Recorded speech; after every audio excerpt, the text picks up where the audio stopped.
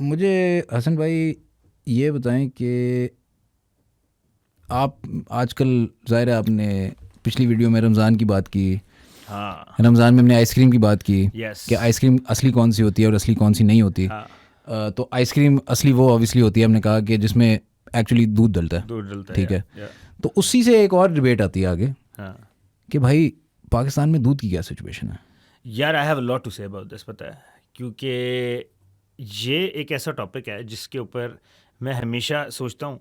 मैं I am not a big milk drinker right, लेकिन मैं जब भी दूध पीता हूँ या दूध कंज्यूम हम करते हैं, मैं हमेशा इस बारे में सोचता हूँ कि मतलब हमारे, आपको याद है ना, आज से कुछ अर्सा पहले सुप्रीम कोर्ट ने एक रूलिंग दी थी, काफ़ी साल हो गए, 10 साल हो गए। हाँ 10 साल हो गए हैं, कि ये जी आप जो टेट्रा पैक मिल्क पीते हैं ये दूध नहीं है। हाँ और आपको अक्सर सुनने को मिलता होगा इन देसी हाउस होल्ड स्पेशली कि लोग कहते हैं ओ जी फ्रेश दूध लाओ।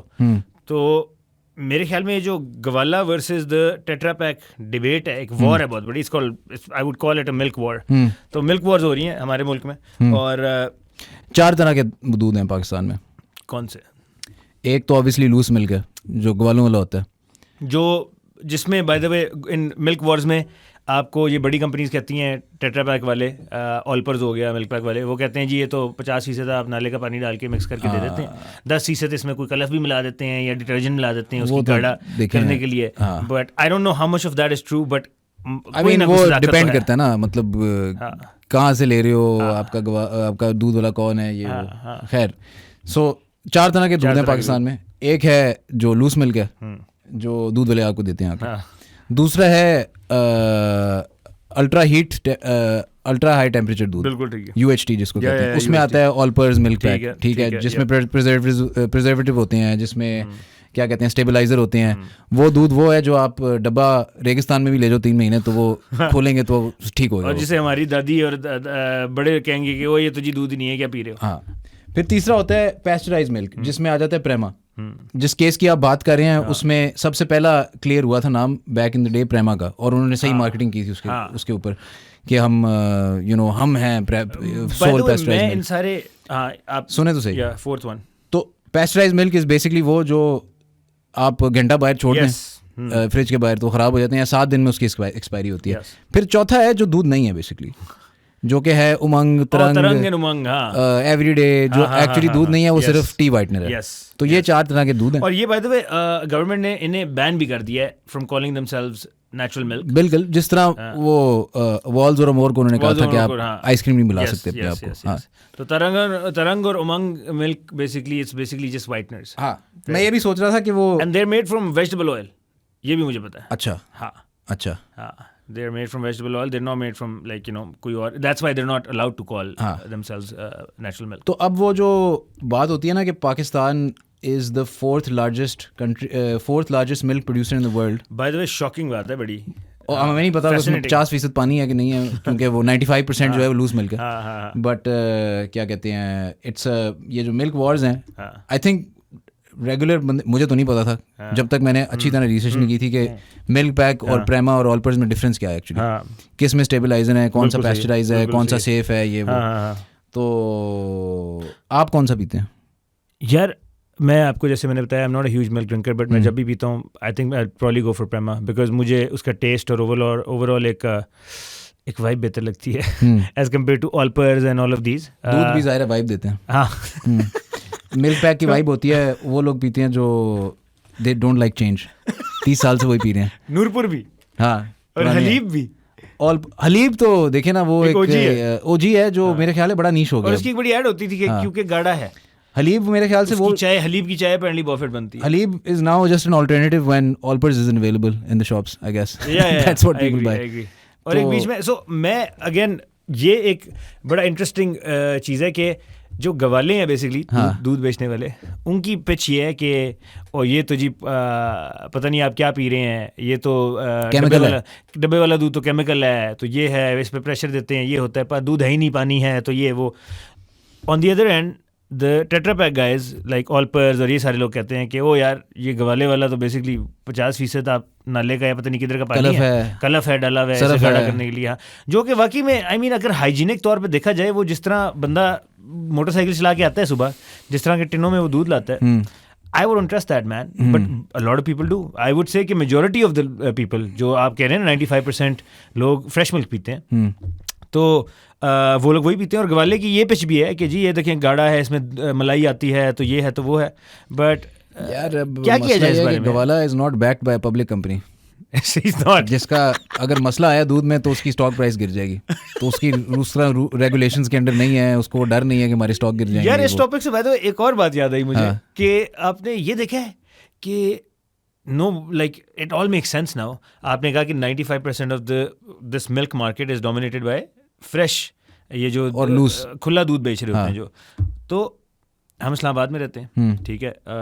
अगर हम कहीं रहते होते कहीं किसी गांव वगैरह में या फिर भी तब तो नॉर्मल था ना, हमने तब नॉर्मल था. लेकिन आपने देखा होगा इधर भी रोडों पे अक्सर गाय भैंसें फिर रही होती हैं यार.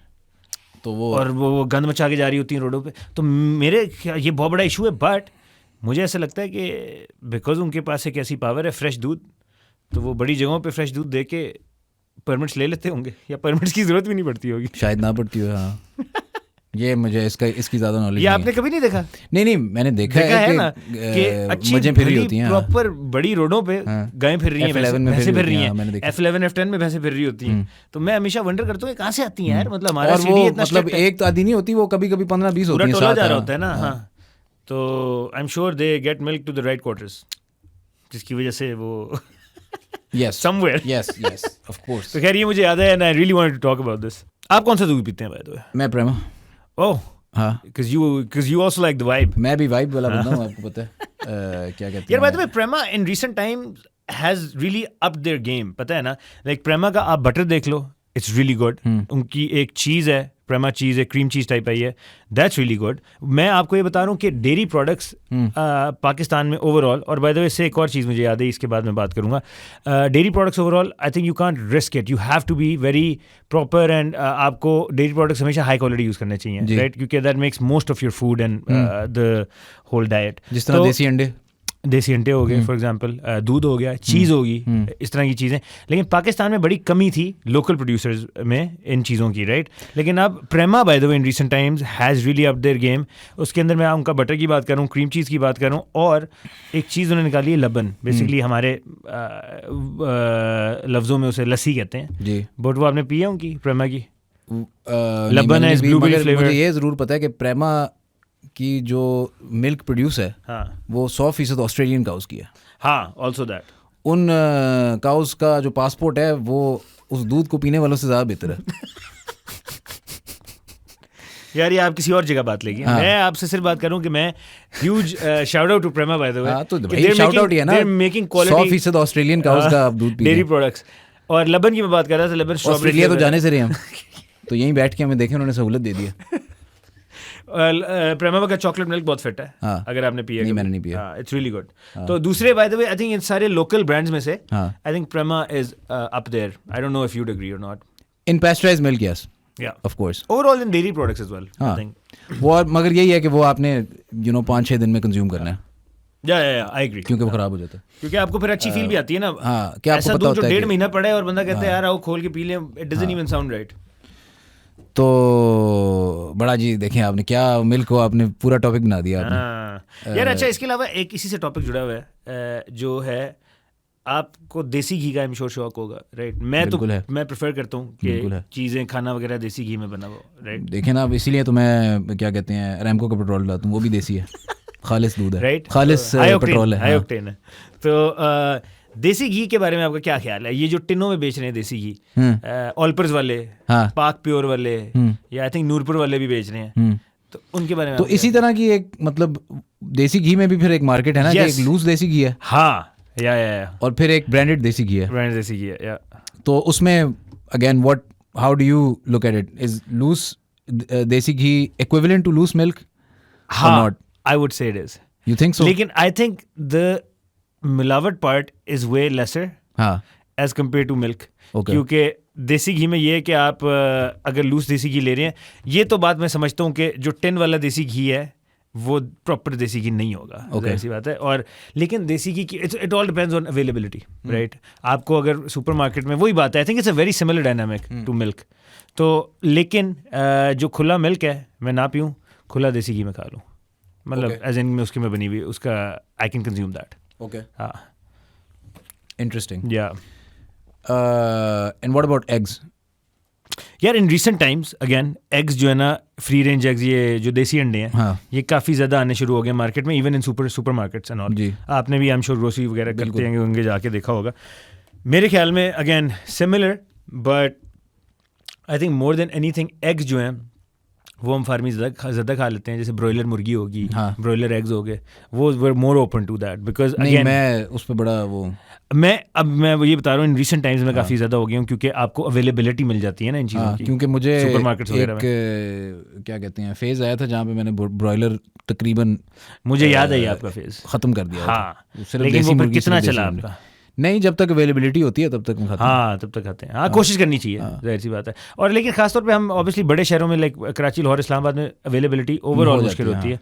You have to go an extra mile उन्हें ढूंढने के लिए चीज़ों को.